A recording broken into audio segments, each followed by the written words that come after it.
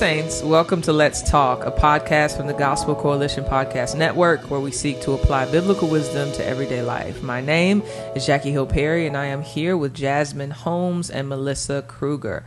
We are now halfway through season 3. Yay! Insert applause and confetti. We hope you've enjoyed listening into our conversation so far. If there's one that's been particularly helpful to you, we'd love for you to find us on TGC's social media pages and let us know. Today, we're going to be talking about the fun things like race. Woohoo! Yay! And how to have godly conversations about it. Jasmine. That's me. I'm up. Okay. You get to lead. Let's go. A funny story first. My son, Win, who is just the light of my life. When I walk out of my bedroom and I'm like dressed up, he's like, "You look amazing." That's amazing. I put on a dress the other day and he went, "You look like a woman." Oh, I was like, okay. So I was on a podcast. My husband has a podcast called Make It Plain. I was on his podcast and we were talking about womanhood, Black womanhood. And we were talking and I said, my son heard me on the podcast and he heard me say as a Black woman. And so we don't talk about like as a Black woman, white people, blah, blah, blah. We don't do that in front of Win because we really want him to just like develop his own opinions and develop his own, And so that was the first time that I think he'd heard me call myself a Black woman. And so he looks at Philip and he goes, "Dada, is Mama the Black woman?" And Philip was like, "Yeah." And so he comes into the bedroom and he's like, "Mama, are you the Black woman?" And I was like, "Yeah, I am the Black woman." And he hugs me and he was like, "I knew you were the Black woman." And he was like, "I love it so much." So now when he's like, I was asking him about his teacher the other day and he was like, "Yeah, it's describing her. She has black hair." And he was like, "Is she the Black woman too?" And I was like, "She is the Black woman." Sounds like superheroes. As well. And he's very into superheroes. And he was like, "Am I the Black boy?" And I was like, "You are." I know it. I'm like, does he have a particular connotation with I think the he Black does. woman? He thinks it's he thinks it comes with that cape, the Black woman. And I'm just like, you keep your awe of the Black woman. Okay. Sir, you do that. But he's just very like, the Black woman, wow. And so that was the first time that he was like, "Am I the Black boy?" And I was like, "Yeah." And he was like, "That is so cool." I was like, "Yeah, I mean, it is. I think it's cool too." It's great. the in front of it for me. I was like, "It's awesome. It's awesome. It's always the. I'm here for Are you it. the Black woman?" Yes, I am. So today we're going to be talking about being the Black woman, being all kinds of women, and having discussions about race and just getting into all the heavy stuff that's going on right now. But I guess my first conversation before we start digging a hole for ourselves is what makes this such a minefield of a conversation right now? Because I feel like it's been a difficult conversation always, but is it just me or has it gotten more difficult Absolutely. recently? Yeah. Absolutely. Yeah. And why is that?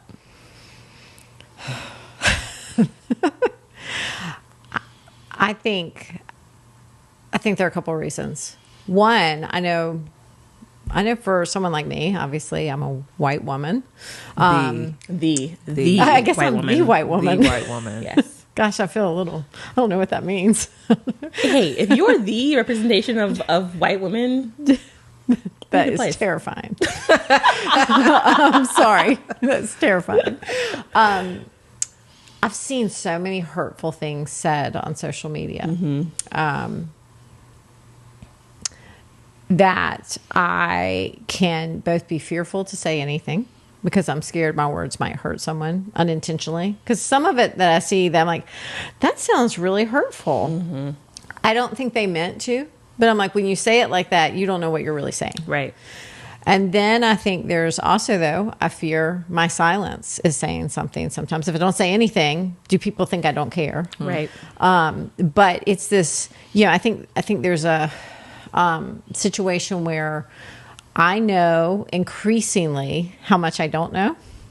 And so therefore it can be hard to have a conversation for me, other than where I feel like I want to just ask questions and I want to learn more. But what I see happening on social media disturbs me so much because it's so polarizing. I want conversations to bring people together, and it seems like people are just shouting at each other. So it makes me sometimes like, that's not a conversation. It feels like people are yelling, and I don't even know some of the terms. And so I'm sitting there trying to learn and trying to listen, but it doesn't seem like we're trying to get anywhere in these conversations sometimes. Right. And so that's what I don't know. It just makes it really hard. Yeah, it seems more about winning than understanding each other. Like there's so many canned responses to things, to where you're not just talking about different experiences and different understandings and learning each other and getting to know each other and confessing ignorance, right? Or going to somebody with more knowledge, or going to somebody and confessing. You know, it's no longer that relational thing. It's all about, it's like it's a debate tournament at all times, so that everything that you say is being put through this lens. Yeah, it seems as if a lot of the race conversation really started to bubble up to the surface when Trayvon Martin was killed. And then when Mike Brown was murdered in Ferguson, it really became, I think, a bigger deal. But I still don't think it was as divisive or vitriolic as it is now. Right. But I think the Trump era, I don't even really know. Yeah. I can't even. We need a sociology professor or something here, or ethics. I don't know. It just seems like the Trump era is when they got like rough, especially in the church. And like the lines got drawn. Yeah, it became real tribal. And I wonder if it's because the race conversation has a lot to do with history and identity. You know, so it isn't like we're talking about these super abstract ideas, like, you know, you like almond milk, you like soy, and I'm being like petty, but it's like we're dealing, to talk about race is to talk about ourselves and the history of our particular people on either side. So either I come from a lineage of people who were owned, or I come from a lineage of people that were owners. And so there's or both in some that's cases. True. Yeah. So I think that makes it much more of a personal conversation as well as a political, or so they say. It does. And it's we talked about shame in our last episode. And a lot of shame comes up in this conversation, and we don't know what to do with it. So it's just kind of like, I think, so when I talk to, perfect example, I grew up in a predominantly white evangelical church. When I talk about my experience growing up there, I have friends who are upset because they're like, well, why didn't you say anything to me? Or how, like, that's not the way that I thought things were, or that's not how I thought things appeared, or that's not how I, you know, and they're not taking into account that, you know, at the time I was 16, 17, 18 and navigating so much stuff and trying to figure out how I felt and trying to find categories for how I felt and trying to find, and so they feel, I think truly they feel shame. And that shame has caused rifts in some of my old relationships where some people I'm still able to be friends with, and, you know, we talk and we love each other and it's great. And some people are just like, you changed. I don't know who you are now, because you were conciliatory before and now you're speaking up and we don't know what to do with that. And that's because you're sharing what your experience was. Right. And so that's actually, I mean, to me, it sounds like it's almost saying like, I don't want to know you. Yeah. I don't want to know that part of you. It's like, I want you to be in this box. You were a safe Black person, and now you're not a safe Black person anymore.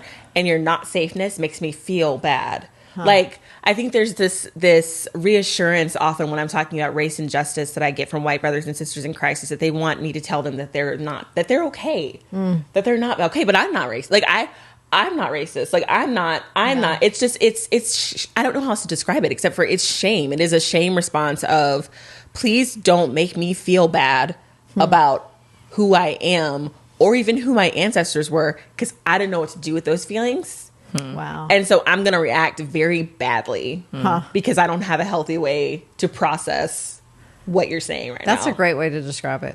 I mean, that's rather than just being able to say, oh, tell me what I missed. Right. because I felt that with one of our closest families growing up was a black family in the neighborhood. I mean, we did everything with them. She was my soccer coach. She was the first.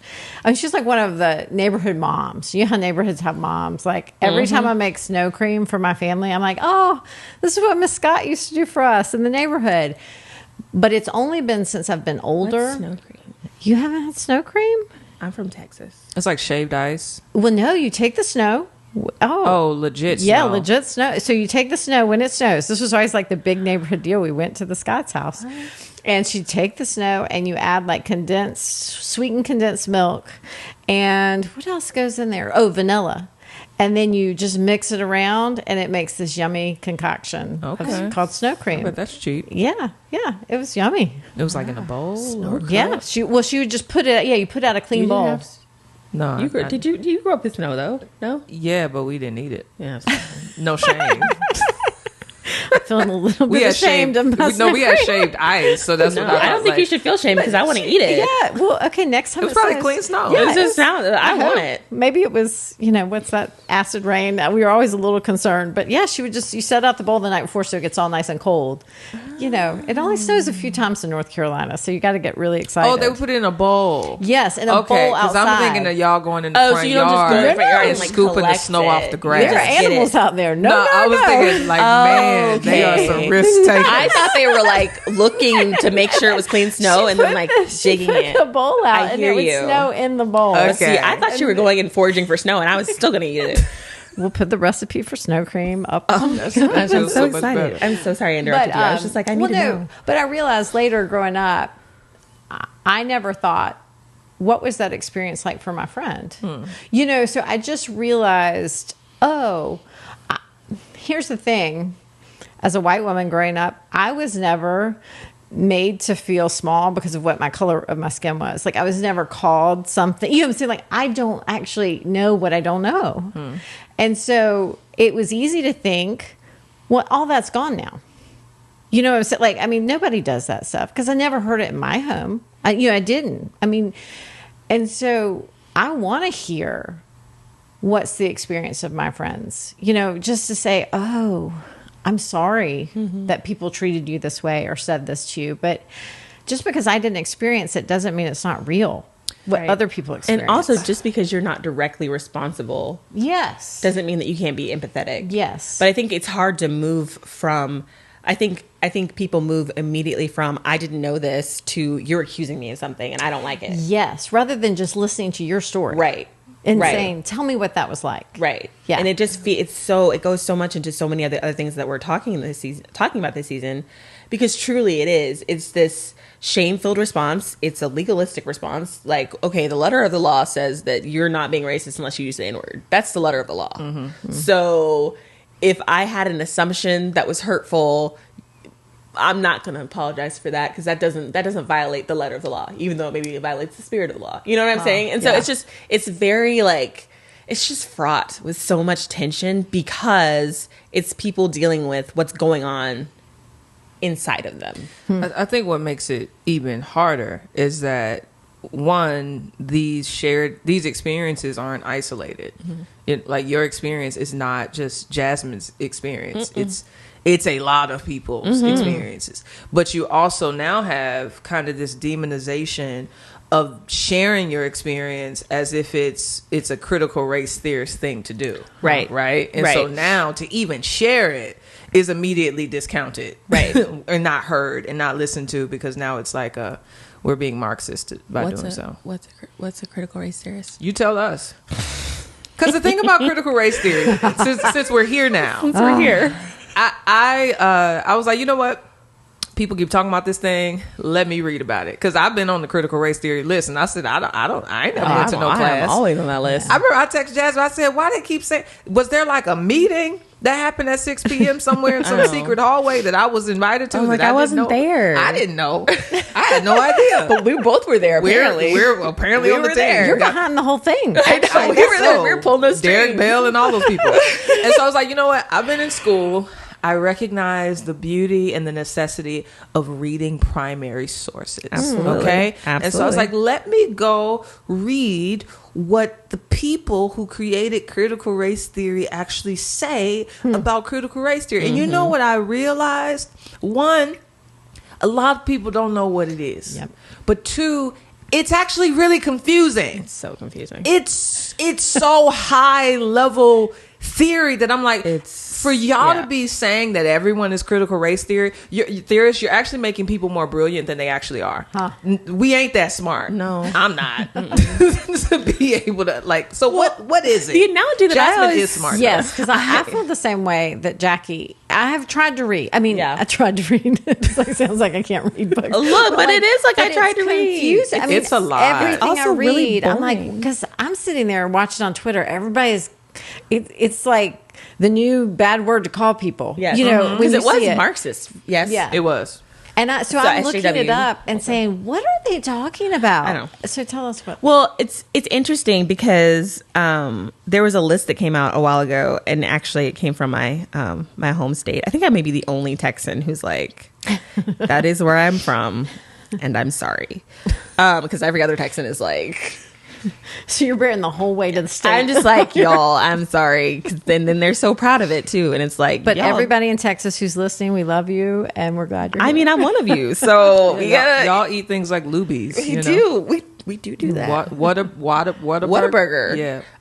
And I'm such a Texan that Whataburger gave me food poisoning, and I still eat Whataburger. Like that's devotion. Yeah, it Because is. normally, if you get food poisoning from a food, you're done. Yeah, That's yeah. true. I'm still roll up on a Whataburger. Okay. But Loyalist. Texas, like some kind of political organization in Texas, released this list of words, like watchwords to be looking out for in critical race theory. Identity was on the list. Normative was on the list. The word normative. The word normative. The word identity.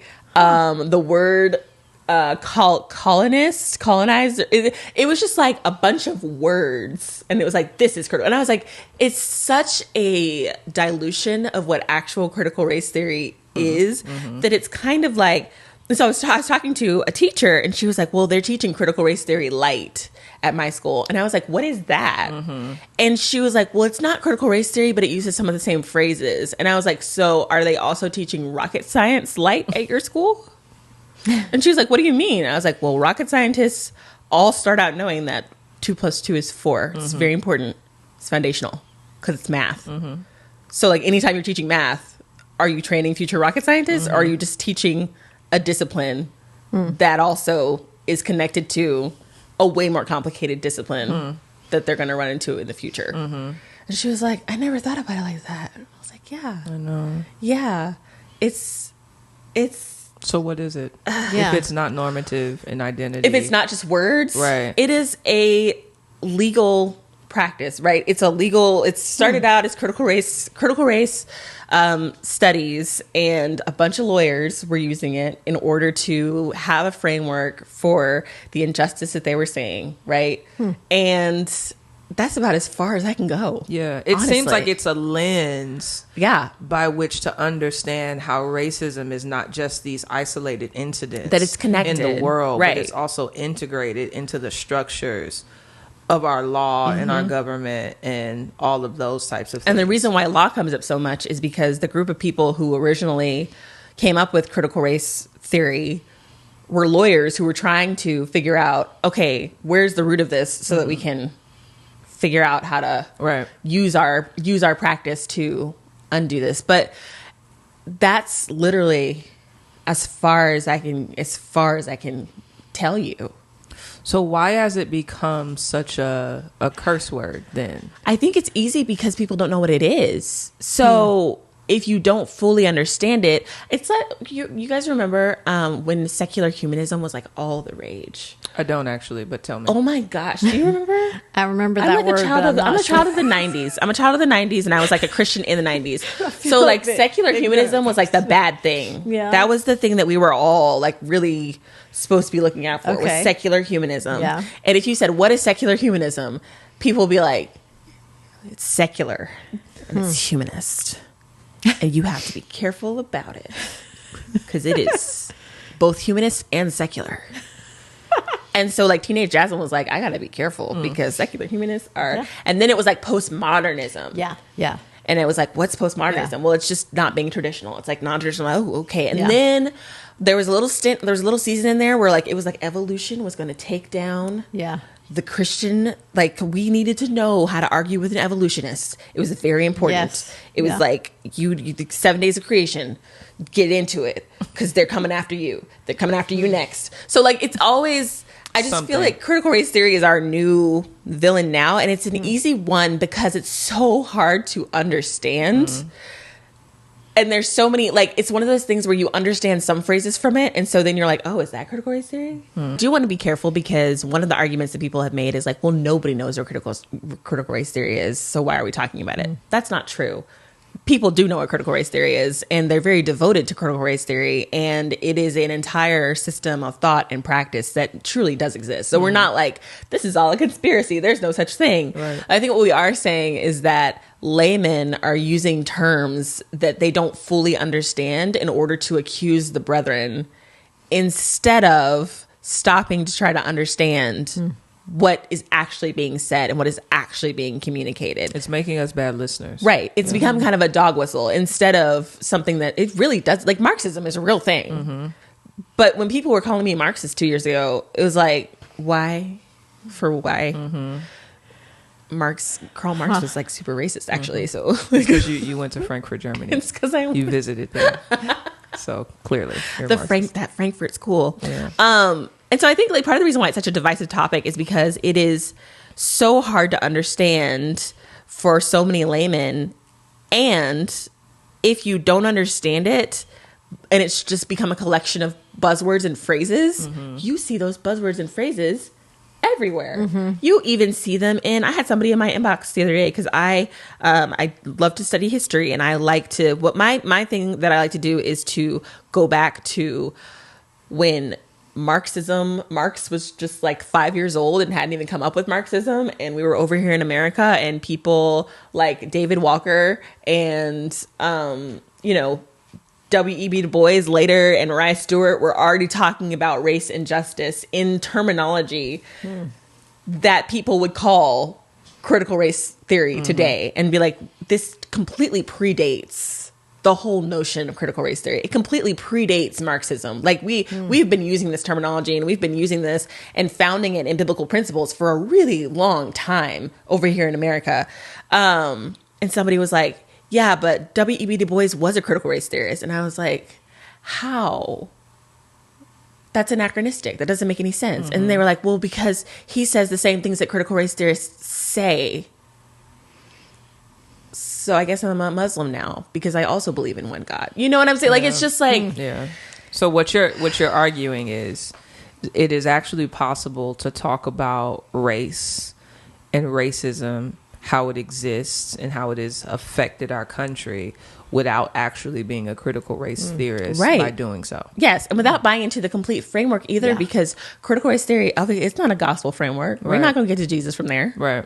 It's like evolution. Right. You can believe in microevolution, which we actually see happening, meaning like the moths. I don't know if you remember in school when they talk about the moths, and then all the dark ones survived because of all the soot, that was covering London City or whatever. Yes. Like we can see certain species do die out because of survival of the fittest within microevolution, without then saying I believe in macroevolution. Right. Yeah. I mean, so there are parts that we can say, well, hey, we actually see this natural selection happening out in the world today. But, so we can say what is true in this and then what's not, you know, so I can say, no, this macroevolution that we just Big Bang happened and we just came. No, I'm not going to agree with that at all. Right. And so I think that's an important kind of way to understand anything. Yeah. That even something that, I'm not communist, but I can look at certain things and say, hey, the early church, they sold what they had and they gave to one another. Well, Melissa, you're being really radical. I know, sorry. But they weren't communists. Do you know what I'm saying? But they had principles that they were saying, hey, we should share communal. we should share what we have with each other. But we don't look back at them and say, they were really communist. Yeah, you know what I mean? Like, excellent example. Start calling each other comrade. We just look back and say, and this is what I think there is, common grace in a lot of even bad theories. You know, I mean, I'm not, you know, whatever, like there's some common grace, like there's something that people are seeing that sometimes, you know, it is good to give what you have and share with others. Right. But that doesn't make you a communist. Well, the world is broken. It's groaning for Christ's return. Yeah. And Christians aren't the only ones who hear the groaning. Yes. And other people are trying to come up with, where is groaning coming from, and what can we do about it? Yes. And so sometimes they ask really good questions. Like, they're like, hey, do you hear that? Yeah. And if you say yes, that doesn't mean that we're on the same page about the solution to, do you hear that? Yeah. Like many of the founding fathers were deists, but they still applied some Christian principles to things they wrote. You know, I mean, so people do that. I have a question for y'all. As teachers, I think one thing we are seeing is that critical race theory is kind of being used as a, I don't want to use the word excuse because that could feel dismissive, but it's being used to limit the kind of history we teach in schools. Yes. You know, whether that's Harriet Tubman, whether that's just all the things, right? How do you feel about that as teacher? Because I've seen on Twitter in particular where teachers are, and I think I saw it on your page, where teachers are becoming fearful that what can I teach without being like reprimanded? Right. When I talk about the Civil War, right. When I talk about, you know, the West Atlantic slave trade, will they accuse me of being a critical race theorist by doing so? Like, how do y'all? I would be lying if I said that didn't have something to do with why I stepped away from teaching. That would be a lie. Yeah. Because I was just like, this climate is getting hostile. I'm already the only Black teacher on campus. I already have parents who are complaining about my Instagram. You know, it's just like, Yeah. I gotta go. I gotta go because it's That's why really I taught hard. Yes, You did. I'm like, you know what? 2 + 2 is 4, and if they start changing and messing with that, we got real By problems. math, you mean rocket science light? Yeah, rocket science. That's what I'm Nice. talking So what should teachers do then? Because there are real teachers that they have to stay. Yeah, I think we have to teach without fear. I mean, here's the thing: if you just teach history, it will teach. You know, so I think what I'm realizing now, when I look back even to American history, there were a lot of things we weren't taught. You know, so just by teaching what truly happened, whether it's with how we, I mean, we were just out in Phoenix and we were in all the Native American land, you know, and we're talking to our kids about the Trail of Tears and what happened. And, you know, and just, if we just teach history and to me, this is a biblical truth. This country was founded by fallible men and women, everybody in it. So we should expect that it's not going to be perfect. Yeah. Because we're waiting for a better country. And the reality is, and please don't hate me for this, the better country's not America, it's heaven. Right. You know, But if we've connected our entire identity to our country and to nationalism, if we have given into that idolatry, then if somebody critiques our God, then we're going to be and I think that's what we have to look at. It. We should be able to say, I think I'm thankful I live in America, but it's not home. Right. It's not home. I'm a citizen of another country. That's what the Bible tells me. It's my citizenship is in heaven. And when I actually live there, then I can say, let's look at the problems. Let's look. Let's look at what wasn't perfect, because I'm waiting for a better country. So I don't have to prove to you that this is best. But I think we would all say we're so thankful for getting to live here, and you know, some of the freedoms that we enjoy that other places we're watching around the world don't enjoy. Like I'm not, but still be able to say we have past things that need to be taught so they're not repeated. I mean, that's the whole history of the Holocaust. We always say what we don't teach, we will repeat.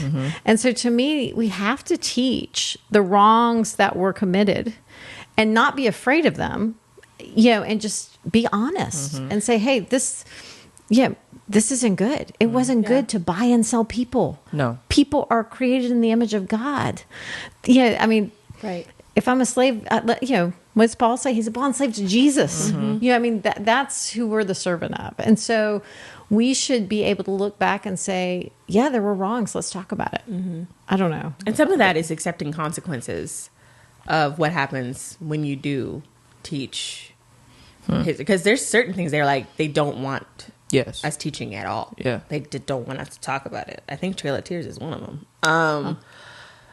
There's like a list of things. And also there's like this litmus test of like, if it makes the white students feel bad, like if it makes them feel bad for being white, which like is very subjective, then also don't teach that.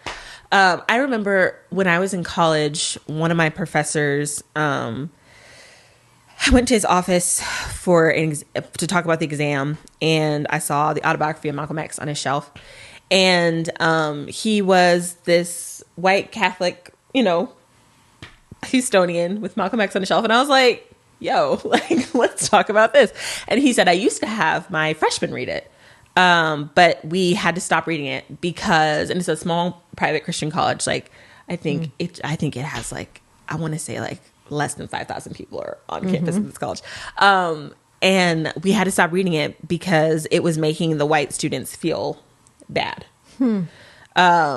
And we had parents of college students calling the school and being like, it's making them feel bad because Malcolm X calls white people devils, in the beginning of the book.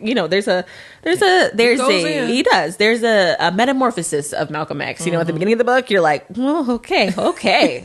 And then at the end of the book, you're like, there's just so much. It's one of my favorite books. It's just like you see the growth, right?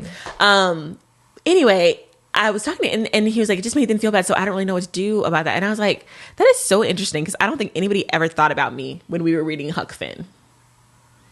Well, like nobody was like, poor Jasmine, this must be so awkward. You know what I'm saying? Like we should take this. Especially if you got to read it out loud in groups. Oh my gosh. Yeah. And it just wasn't even a thought. Like it was like, obviously this is a classic.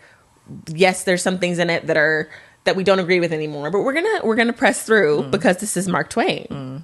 And he was like, I've never thought about it like that. Like I've never thought about the opposite side of things that make other people uncomfortable, and that's why we need to have conversations. Yes. I mean, like to me, that's what's desperately needed because how can I know what I don't know? And like that's a classic situation of if you don't have the conversation, then you'll just never get to hear. Oh, I hadn't thought about that perspective. Wow, okay.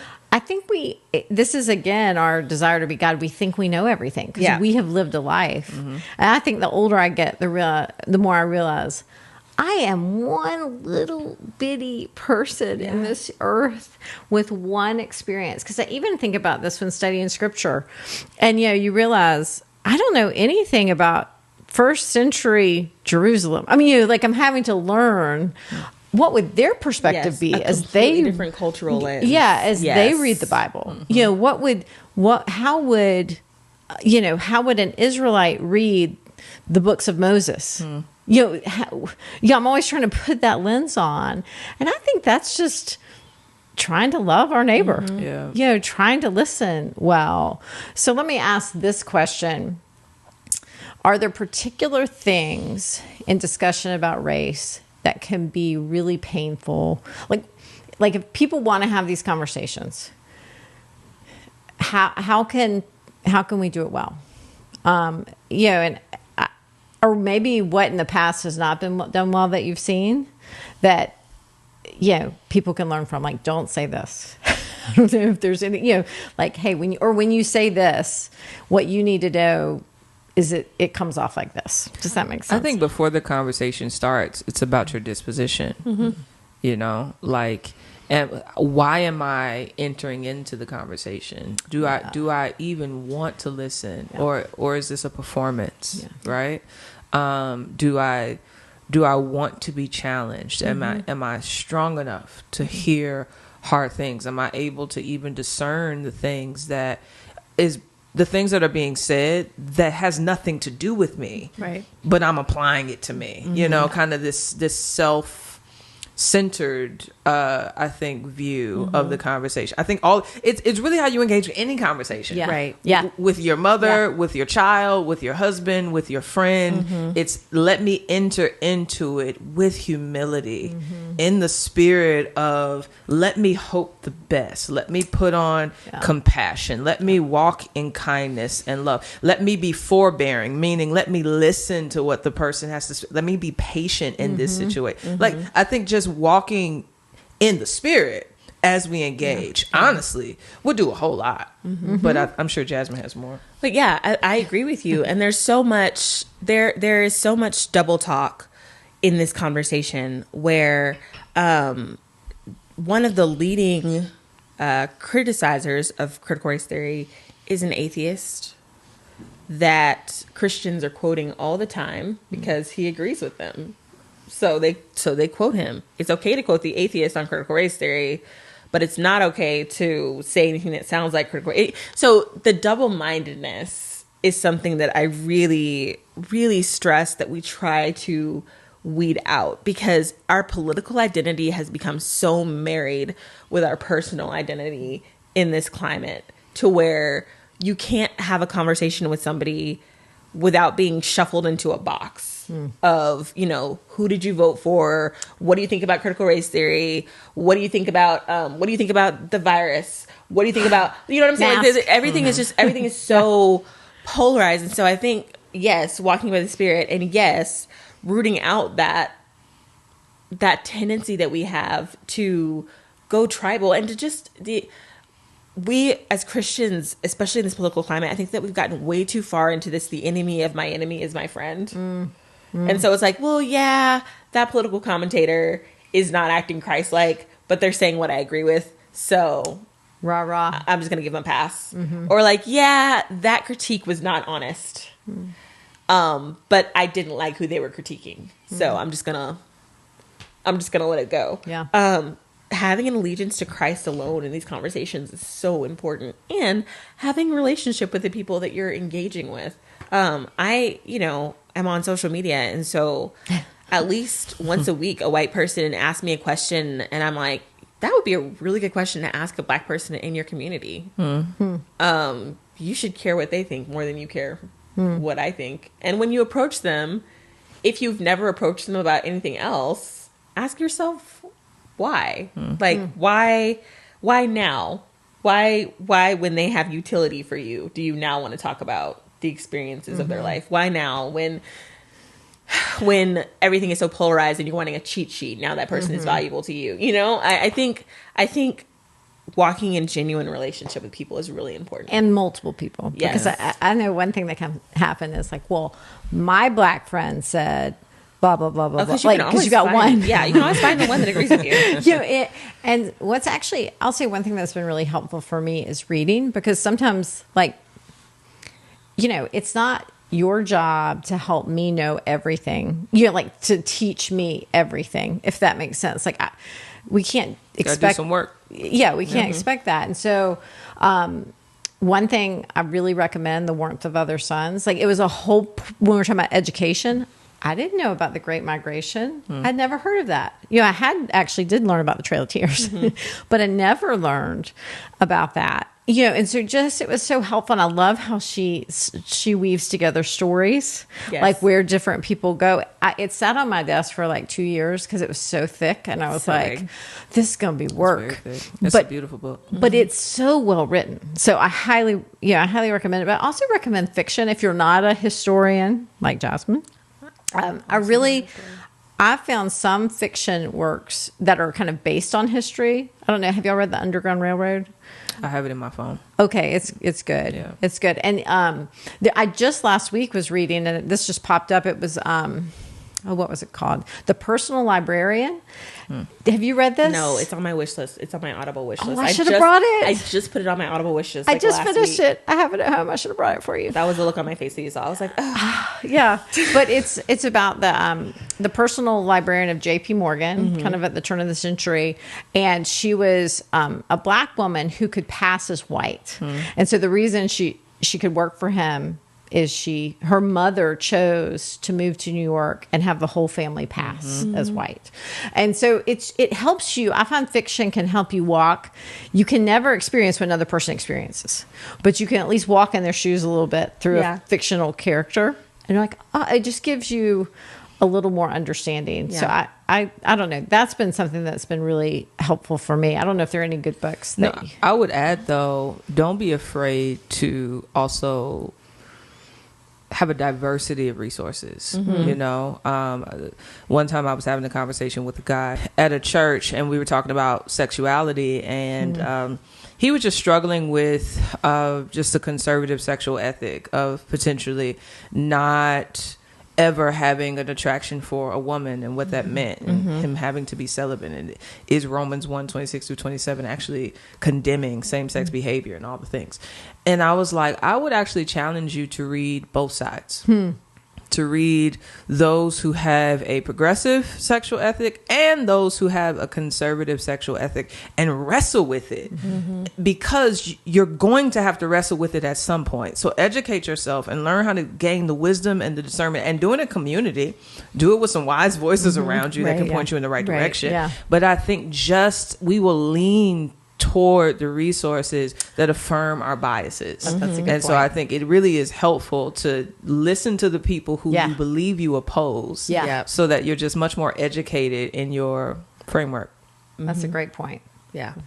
Cast by Isabel Wilkerson is also another one. I haven't read that one yet. It's very worth reading. Its weakness, if you want to call it that, is that The Warmth of Other Suns does a better job of, she just tells the story.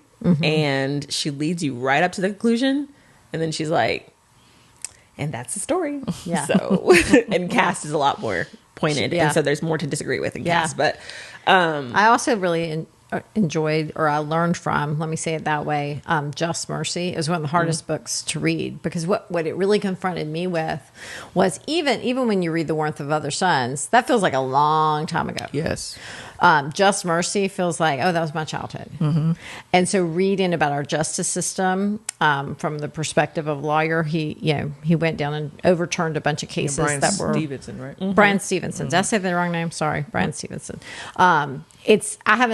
I haven't actually, have I seen the movie? I can't remember. The book was, I know, I love the book. So I highly recommend the book. It's just a place to start. I also highly recommend Jasmine's new book, Carved in Ebony, as just, what I actually loved about it was learning from these women and just knowing they were there. Because we've talked about it, a lot of women in general, not black women, white women, we're just lost to history. And so you did the hard work of finding them. And it's so great to just read, they were there. They were there. Jesus was saving them. They were doing work. We just don't know about it, but they were there. Yeah. And you've given women and black women and young girls, of all races, women to follow after. And so highly recommend it. What's the goal? What's the point? Because I think people could be so distracted by all of the craziness that we've forgotten what the point is, and so why should I read these resources? Why should I try to have a conversation? Why is it wrong to limit the amount of history that we teach about our country, our nation, its systems, its laws? What are we risking by not engaging in this discussion in a godly, healthy way? I don't know how to phrase that prettier. But I guess I just want to reorient us back to, why does this even matter? It's the supremacy of Christ. Because so often the way that we tell history and experience history in this country centers the supremacy of American values and centers the supremacy of our nationalism. And the more that we learn about the ugliness of our past and the way that in spite of that, God still has worked in amazing ways in this country, takes America off the pedestal, takes the cape off of Uncle Sam, and puts Christ at the center where he belongs.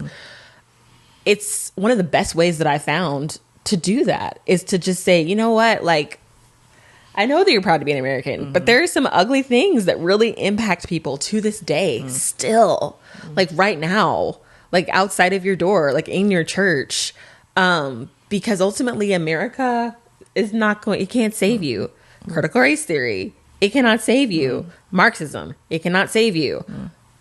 It's Jesus. And it's all about pointing to him and the ways in which he is active in a diverse array of lives and stories. 'Cause I didn't know that. When I was a kid, I thought Jesus was mostly, you know, doing stuff with white people, and I was super lucky because I got to be the exception to the rule.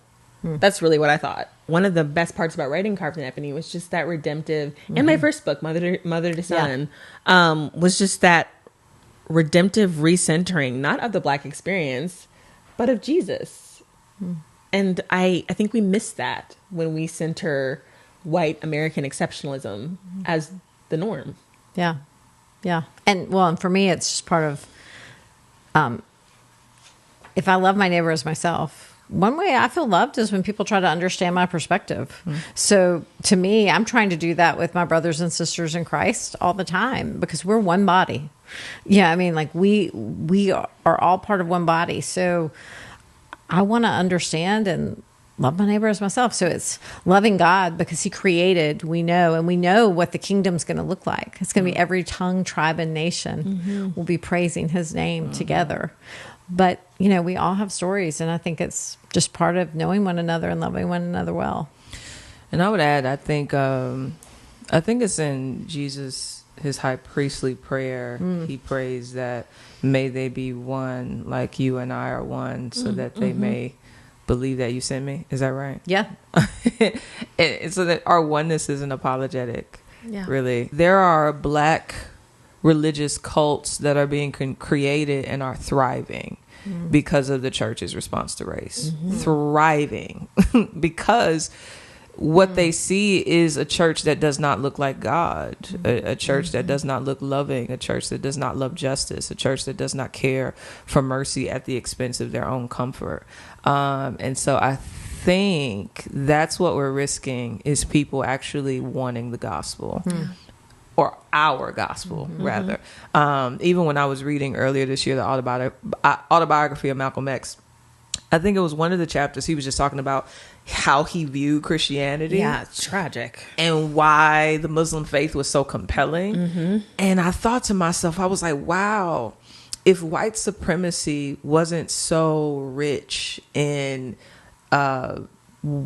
white Christian churches, would he have even been a Muslim? Yeah. That was the question. I think about that. Would he have wanted Jesus if he actually saw diversity and saw love and saw dignity? Like, Yeah. I don't think he would have been. That's what won him over in the end, was going to Mecca and seeing how the Muslim faith united people across ethnicities and cultures was so impactful to him. And he should have been having that experience over here. Yeah. And you have people that will say, well, it's because he's totally depraved. He's not elect. It's like, y'all, you have to know that our behavior, our ethics, the way we live is a part of our gospel presentation, Yes. not just our doctrine. Yes. Right? Watch your life and doctrine closely. Exactly. Why would I believe you're God Yeah. if you don't seem to obey the things that you say your God legislates? Yeah, right. And so that we're risking a whole lot, namely the gospel. Yeah. Even if we go into that like intense Calvinistic, well, he just wasn't elect. Okay, but what does the Bible say about teachers who lead people astray? It's better to be thrown into the sea with a millstone tied around your neck. Yeah. Are you leading people astray with how you are living out? Yeah. And that they're supposed to actually know we're Christians because of how we love one another. The world sees us. Yeah. They are watching. Yeah, they are watching. And they are not impressed. Yeah. Yeah. And so I think, may we be a church that can have these conversations and love one another well in them. The beautiful thing is, Jesus prayed to the Father, and God is going to answer Jesus' prayer. Yeah. And Amen. so the work that he started in us, in the true church, I'm not talking about those who are culturally Christians, Right. Yeah. but in the real Christians that are bearing fruit that is in line with the gospel of Jesus Christ, the work that God started in us, he will finish. Yeah. Period. Amen. What is your favorite staycation? I know sometimes I don't like staycations. I'll do them. I just don't prefer them because, again, I'm at home. But I don't know. I think I enjoyed them a lot when I lived in Chicago. Because me and Preston's first anniversary was a staycation. And because Chicago has a lot to do. So, like, we just explored the city. We ate at different places. We took a bunch of pictures.